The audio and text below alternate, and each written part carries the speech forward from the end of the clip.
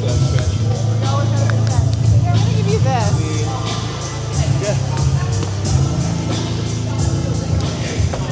Yeah. In between, when we're dancing, we stretch before, after, when we're eating.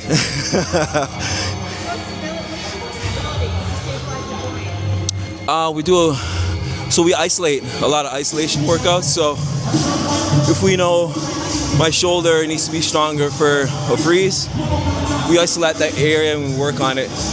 But we also cross train it, because it's not just strength in one motion. It comes in so many different angles. So we'll do like a bit of weight training, but we'll also do calisthenics to make sure that that joint and all the little tendons around it are strong enough to move. The process that I'm doing to get back into breaking is you start from the top of the tree, top rocking, where you're on your feet, and then when you want to get into footwork, you practice go downs, sweeps, and footwork. That's to gain the strength in your core again, the flexibility in your legs, and flexibility in your knees and ankles are so important too. A lot of people think the movement is just one full leg movement, but no, you're stopping and you're twisting your ankle in certain angles to stop, to hold a freeze, push up. So a lot of it is a lot of tedious training. And then repetition with certain moves is very important. Like what I'm doing now, I'm just doing footwork. Eventually the body will take that footwork and it'll be like eating again, normal, just like normal muscle memory. So those are the first obstacles I have to get past for getting back into breaking since the surgery. Yeah. Yeah. Just learning moves, like what are they starting with, and then like what are the progressions again? Or is there something? Well, yeah, it's always the foundation. All dance has basic foundation, right? So the 101 for breaking, a lot of people don't like to do is top rocking. Yeah, because they think being on the ground is where you become masterful, and you do, because it's like I said, it's a tree, and there's sections to it, and to be the whole tree, you have to have all of those. You have to add all of those. So sometimes they don't want to start with the top rock, because what media showed them is head spins, windmills, back spins, like the power, the spinning, and there's so much more than that. So we start them off with dancing to the music, which is top rocking, and then if you want to start basics with the floors, we start with like a 2-step, 4-step sweeps, basic, what some will call like a coffee grinder or on the ground.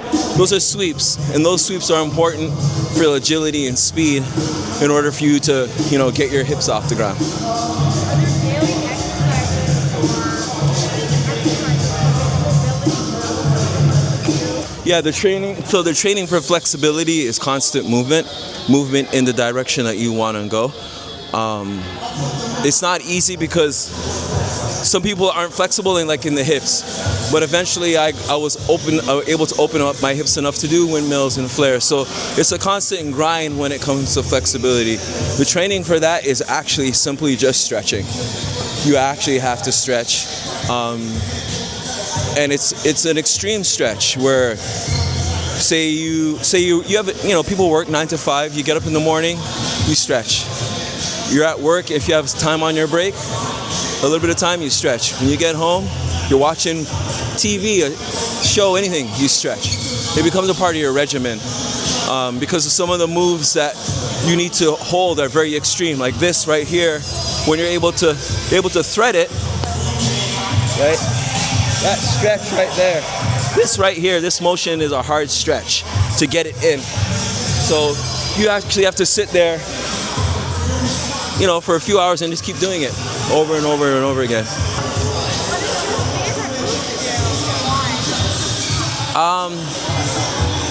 I actually don't have a favorite move. I'll answer with I have a favorite songs that make me move a certain way. right? So it's like, if like, for example, in the background, we're listening like to DITC, I feel like I can move more Bronx, rigid 80s New York style, where my top rock's more of like a high Indian step, you know, it's more hard, rigid, versus like, if I hear like Tribe Called Quest, Find a Way, I'm gonna be more like, more light, more loose, more spins. Like it's just the music. I feel like that's what makes me feel good when I move. I used to think like, oh, I had a favorite move I like doing was like flares or windmills, anything that would get my body off the ground. And then I realized like, it's not about the move, it's about doing the move to the music that feels good. Is there, when you come to practices like this, is there a way that you fuel yourself before practice?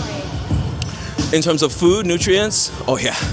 You gotta come with, well, don't get too heavy, don't stay away from carbs, stay away from sugars, anything that's gonna boost you and bring you down.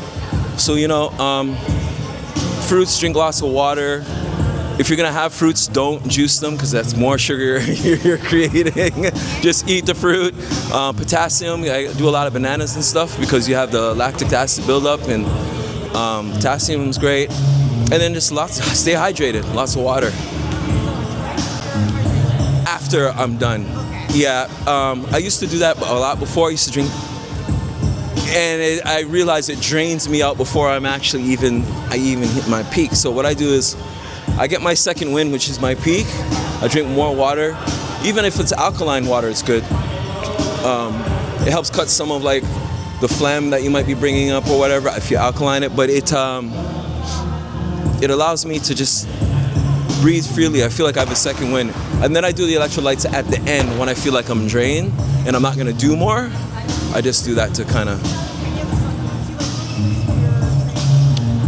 well, just for my body in general because of this surgery. So I've been taking, well, I take my multivitamins, I'm taking moringa, I take black seed oil. Black seed oil, it's like, it's the Nugen plant, it's like cumin. It's an oil that helps with like arthritis. There's a whole list if you look it up.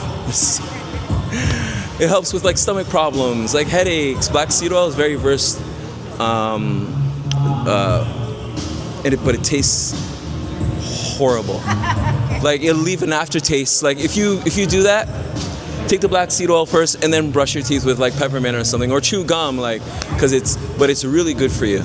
But I take it mostly for my joints because, well, the myth is that, oh, everybody's like breakdancing, you hurt yourself on the floor. No, what happens is you build up this bone density because you're always rubbing on the floor or brushing the floor, and sometimes the calcium buildup from that will jam. You get jammed. That's why it's a lot of these guys, we use our elbows, you get jammed elbows. So for me, I like to use the black seed oil to prevent all that stuff. it's like martial arts. It's basically almost like a martial art, yeah. Like, is it like a cross between martial arts and like yoga? Yes. Oh, big on yoga because, well, and that's the thing.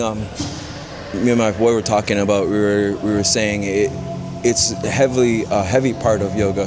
When I was going through my regimen of trying to get my hips back to normal, one of the things that kept me going was yoga because a lot of the lunges, a lot of the stretches are stuff that we do in holes, in freezes, but we do it on the stop of a dime. So it's erratic. It's like it pulls, it stretches. So yoga allows you to train those little tendons, sit in there and feel like, yeah, you know? Breathe through it. Yes, exactly. Anyone that's like a grappler, let's say, Yes. they're on the ground. Jiu-jitsu guys, yeah.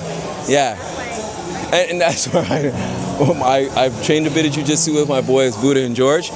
And I noticed that even with the stretching, like if you don't stretch properly, man, put you in a Kimura or arm, you feel it even worse, right? So we were talking about a lot about that joint stuff because I've been taking black seed oil for a long time now, maybe over a decade, and it's helped me. It's not a cure for anything, but it definitely helps with longevity and preserves a lot of the body. Yeah.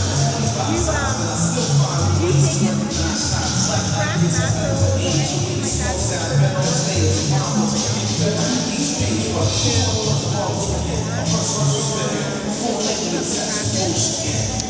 My regimen, I think everybody's a bit different. My regimen before a show or before a practice, like I'll warm up, I'll do my warm-ups, but I won't eat. I feel like I have to be my, yes brother, how you doing? Yes, good sis, good to see you. I feel like I have to be light and almost like empty in terms of food. And then I fill the stage with water, because then I just drink water throughout the entire performance. How am I with alcohol? I'm a social drinker. Yes, brother. How you doing? Yes, good to see you. I'm a social drinker, so I don't drink really. I'm more of a weed smoker. I'm more of a weed smoker. I'll smoke before I hit the stage as well, because I believe anxiety is a big part of like performing, and a lot of people don't know that they have anxiety, but they actually do. Yeah, and sometimes you act out the wrong way. Like for me, my anxiety was going on stage was go hard right away, and sometimes I end up gassing myself out, hurting myself, like doing what's not right for me on stage. So I'd smoke, drink my water, meditate, go up there and be like, when I go up there, that's like I bring the practice space to the floor. I don't care about anybody else. I do it what's right for me, and that's kind of my regimen for performing. Yeah.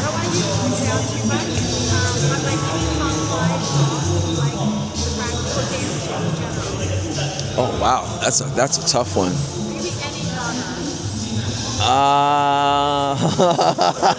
That's a tough one. I'm such a music head, and I know you are too. So it's hard to pick songs like that. But I'll do it like this. If I'm in the mood for like the golden era, I'll do like I Ain't No Joke. So What You Saying, EPMD. Cool G Rap, Bad to the Bone. Big Daddy Kane, Set It Off. Yeah. Right? And then like Nas would be like Represent. Yeah. Yeah. Yeah.